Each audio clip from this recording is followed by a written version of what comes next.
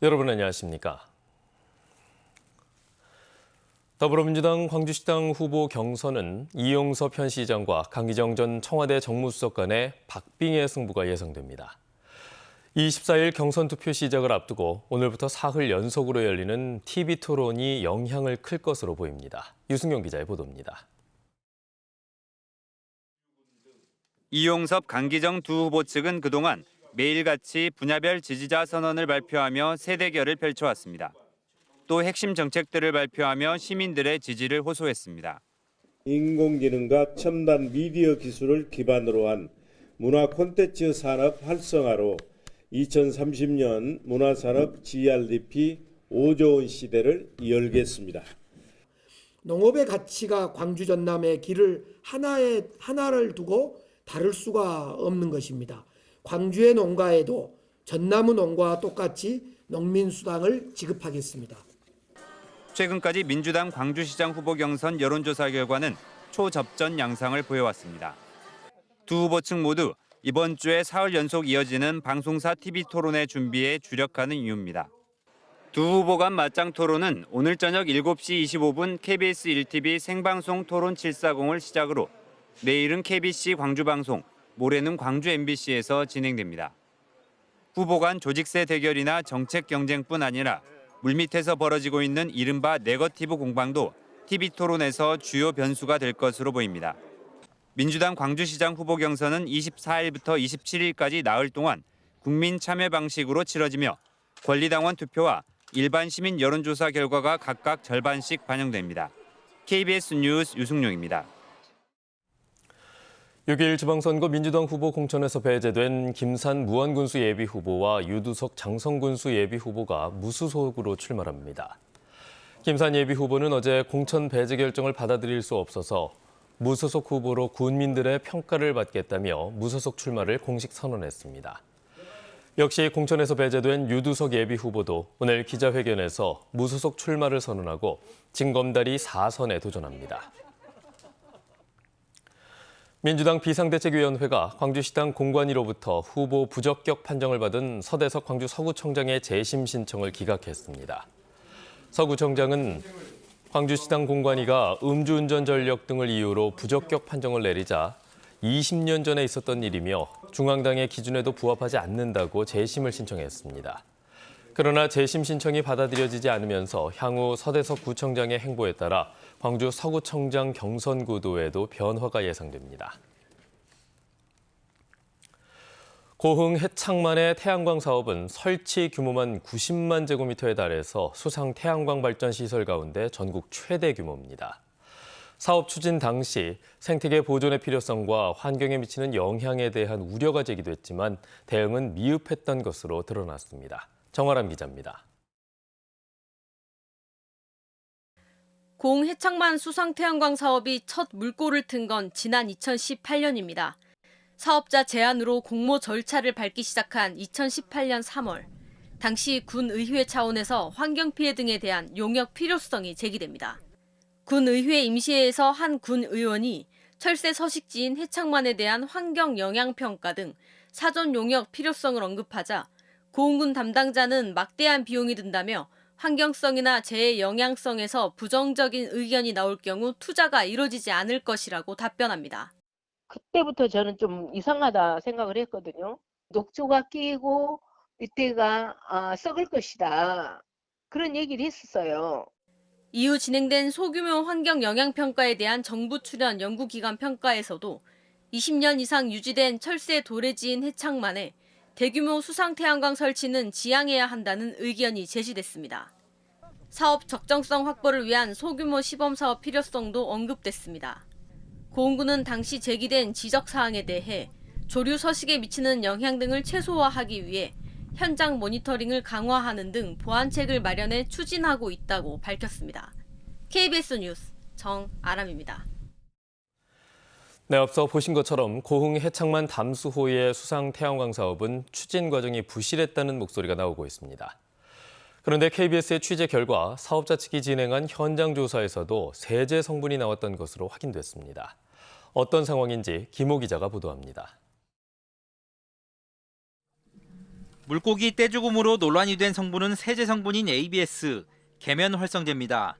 수상태양광 사업자 측이 지난해 4월 착공 이후 진행한 환경 영향조사에서도 ABS 성분이 나온 것으로 확인됐습니다.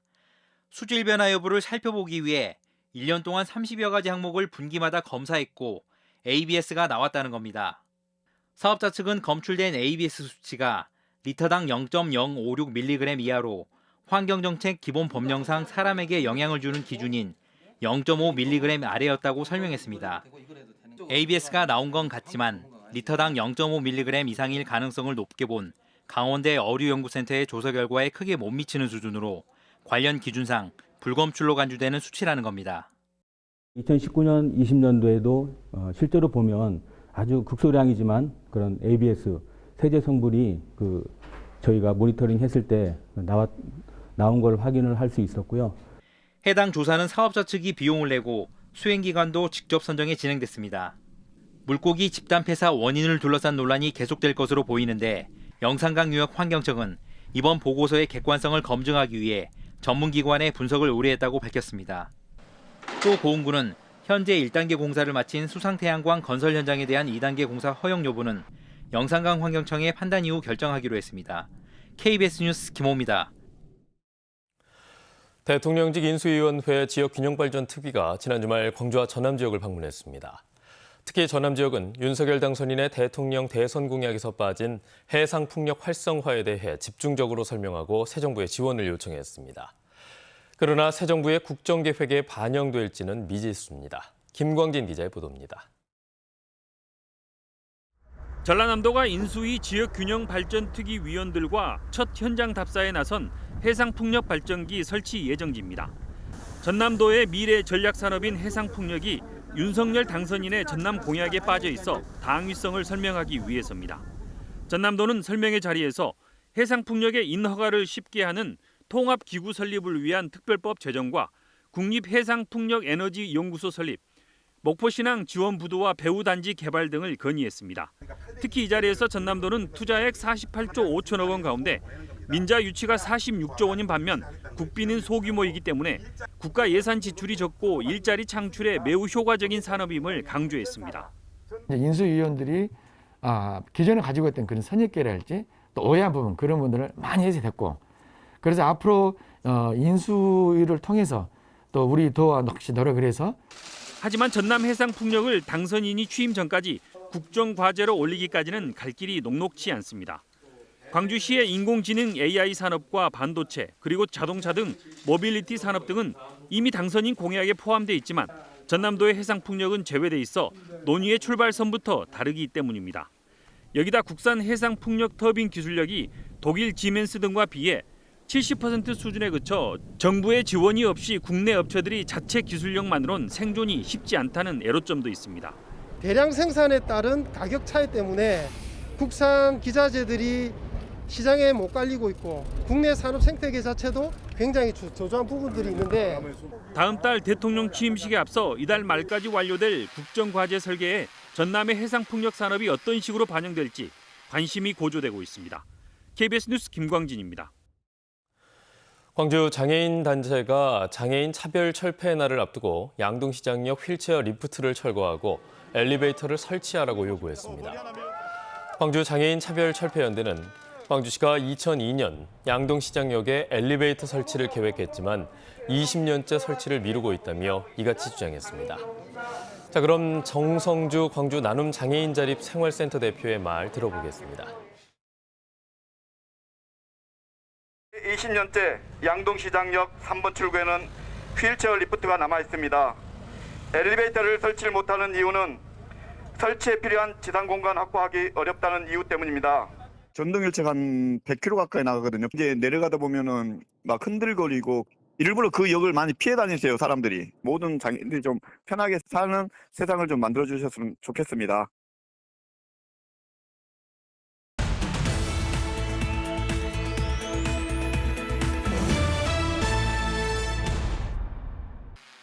완도 청산도 슬로우 걷기 축제가 청산도의 봄, 회복의 시작을 주제로 청산도 11개 슬로길 코스에서 개막했습니다. 개막 첫날인 지난 주말에는 6천여 명의 상충객이 걷기 축제에 참여했고 이번 축제는 다음 달 8일까지 이어집니다. 목포해양대 인권센터와 전남 여성가족재단이 성평등 대학문화 정착을 위한 업무 협약을 체결했습니다. 이번 협약은 신입생을 대상으로 찾아가는 폭력 예방 교육을 지원하는 등 성평등 대학문화 정착을 위해 마련됐습니다. 4월 장애인의 달을 맞이해 순천시가 장애인과 함께하는 어울림 정원을 조성했습니다. 순천시는 장애인 단체와 시설 3곳에 옥상 정원 등 유휴 공간을 활용해 6가지 식물 2,500여 본을 심었습니다. 여수시가 2024년 개관 예정인 어린이 도서관 건축 설계를 공개 모집합니다. 여수시 소라면 중림리에 들어설 어린이 도서관은 지상 3층, 지하 1층에 연면적 2,500제곱미터 규모로 92억 원이 투입될 예정입니다. 지금까지 단신 브리핑이었습니다. 어제 오후 7시 10분쯤 광주 동구 소태동의 한 자동차 정비소에서 불이 나 40여 분 만에 꺼졌습니다. 이 불로 인명피해는 없었지만 소방서 추산 300제곱미터 면적의 정비소 일부가 불에 탔습니다. 소방당국은 목격자 등을 상대로 정확한 화재 원인을 조사하고 있습니다. 지난 2월 폭발 사고로 4명이 숨진 여천 NCC 여수공장에 대해 광주 고용노동청이 특별감독을 벌입니다. 특별감독에는 근로감독관과 산업안전보건공단의 전문가 등 41명이 투입되며 위험관리와 작업 현장에 대한 안전조치 등을 집중 점검할 예정입니다. 광주 고용노동청은 오는 29일까지 특별감독을 실시한 뒤 위반 사항이 적발되면 행정처분과 함께 사법조치할 예정입니다. 지난 2월 11일 여천 NCC 여수 3공장에서 열교환 설비가 폭발하면서 4명이 숨지고 4명이 다쳤습니다.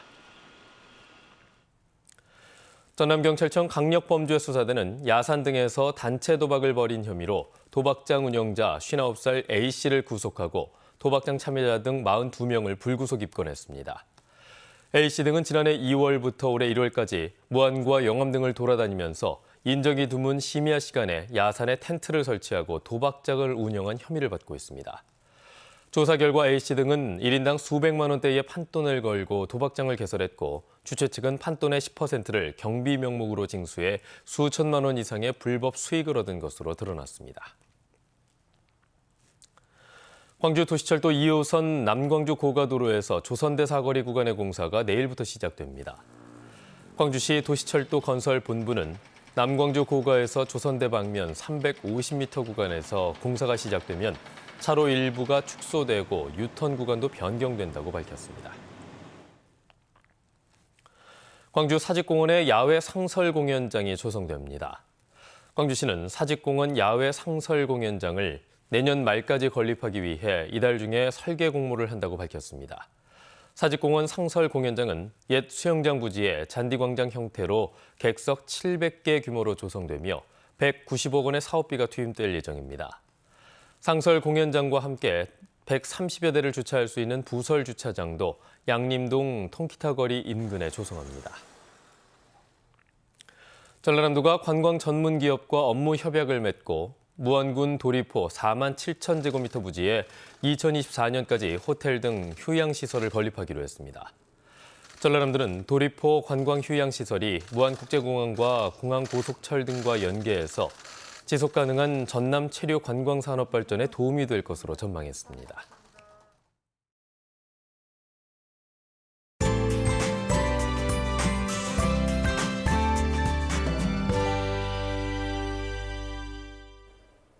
오늘 봄을 즐기기에 좋겠습니다. 하늘도 맑게 드러나겠고 아침 기온은 광주가 9도 안팎으로 다소 쌀쌀하지만 한낮 기온 25도까지 올라 덥게 느껴지기도 하겠습니다.